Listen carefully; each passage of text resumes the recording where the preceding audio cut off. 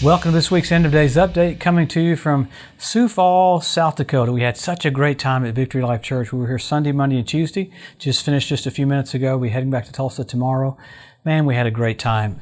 We're coming to you every week to look at the different things that point to the coming of the Lord, specifically the gathering of nations for the Ezekiel 38 war, because we know that happens just after the rapture. So the rapture's signless, but the second coming has tons of signs. So we know we're so blatantly in the season of His return. So we get into all these events because it's not escape theology, it's a hustle theology. It's not about, now, how can we get out of this? It's, no, what can we do to get an acceleration mentality? Just as we see the finish line, we run faster, not slower. I had a preacher say, Joe, if you preach on the coming of the Lord, just get everybody's hopes up. I said, I think that's exactly right. It's the hope that purifies you. Not a hope, it's the hope that purifies you, even as you're pure. So, man, so many things are happening around Israel this last week, and we'll pick up with what's been going on. Obviously, we'll probably start with what happened, with Turkey, with the earthquake. As of even right now, today, there was something like 41,000 people killed. Absolutely wild. It looks like Erdogan's going to get in a little bit of trouble for kind of forgiving some of the builders of the papers that they used to get their building done. So that might force some changes with Erdogan there down the road. But in the midst of that, in Syria, you had dams breaking. You got Syria being flooded because of the earthquakes. So a lot happening there. It's just horrendous. In the middle of that, you've got really with Iran touting, they showed off a brand new missile today, showed off a death to Israel on the side of the missile. I do like that a lot going on with Iran and Russia under the undercurrent and behind the scenes. Man, they made a pact this last week that Iran would go down into Russia, about 900 kilometers just away from Moscow, and they have a brand new plant they're building with Russia to build brand new drones there. It's a different drone than we talked about the other day. That drone we talked about the other day was a kamikaze drone. This one's a completely different one. I do like how the minute Iran came out with that information, Israel said, don't worry, we have lasers that can blow those out of the sky. So I love that Israel touted, yeah, you can build your drones there in Russia, but the amazing thing is this pact with them in Russia, there's a pact now with China. China is going to have a part of those drones. So it is weird. The headlines were Iran makes pact with China and Russia. Why would that be a big deal? There you go. That's Ezekiel 38, and then that's what happens at the Battle of Armageddon, China getting involved. So China even came out this last week with they have exactly more ICBM launchers than America does for the first time ever this week. With that, you had a Chinese submarine get right close up to one of our aircraft carriers, not knowing that United States aircraft carrier was having basically a submarine drill. And with that submarine drill was fired out this kind of tone that made that whole submarine freak out and shake and everything. So I thought that was pretty cool. You get close to the wrong group, you're going to get in trouble. So, with this, a lot's happening with Israel that I don't get a chance to talk about, but you had 3 Israelis killed at another bus stop, terrorist attack. Along with that, you had Israel respond by saying, we're going to literally open up 9 different locations to have settlements in the West Bank. And of course, our Secretary of State freaked out about that. The EU freaked out about that. It's amazing that countries are all freaking out about Israel using the land that they won in the 6-day war. Remember, everything about the Battle of Armageddon is going to be about the borders from the 6-day war. And you see that happening right now with the West Bank.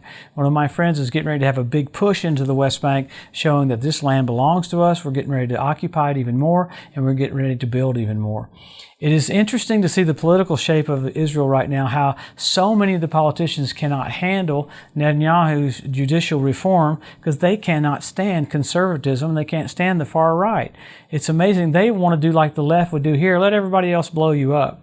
I mean, just think about the thought pattern that's happened with all these flyovers we've had, with these balloons we've had this last week. We've had 3 different ones. The one that was over Alaska, this is what the F-16 fighter pilot said. There were sensors in that balloon that messed with my airplane. So these are not just little bitty balloons. There's a lot going on behind all this.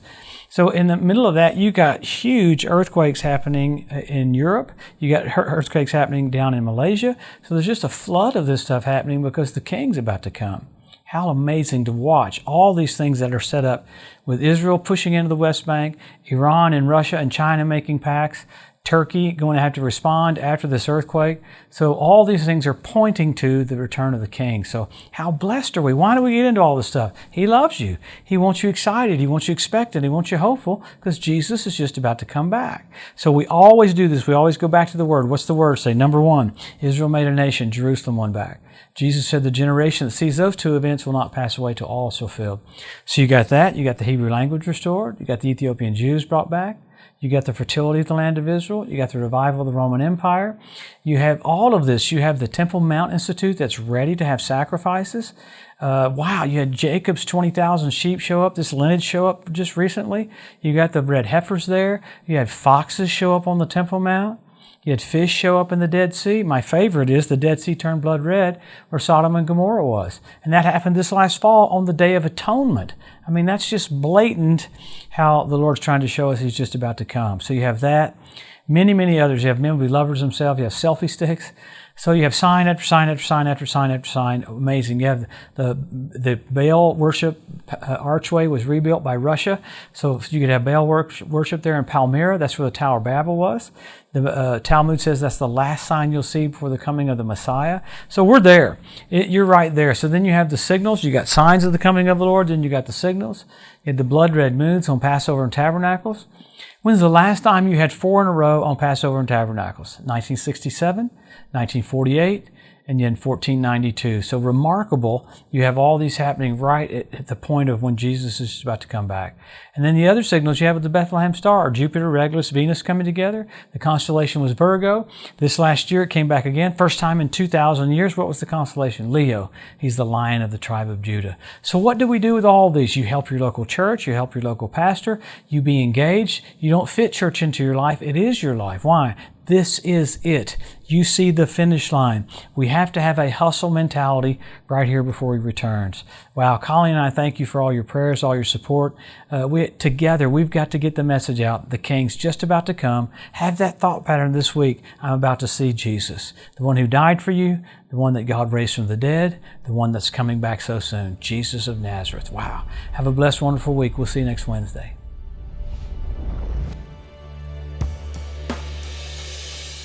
Thanks for joining us today at the End of Days Update. If you'd like to be notified every time there's a new post, just go to the edu at josephmorris.com and subscribe to receive email alerts. If these posts and updates have been a blessing to you, please consider making a one-time donation to help get the message out, or even becoming a monthly partner with Joseph Morris Ministries. Thanks again for tuning in to the EDU, and we'll see you next week.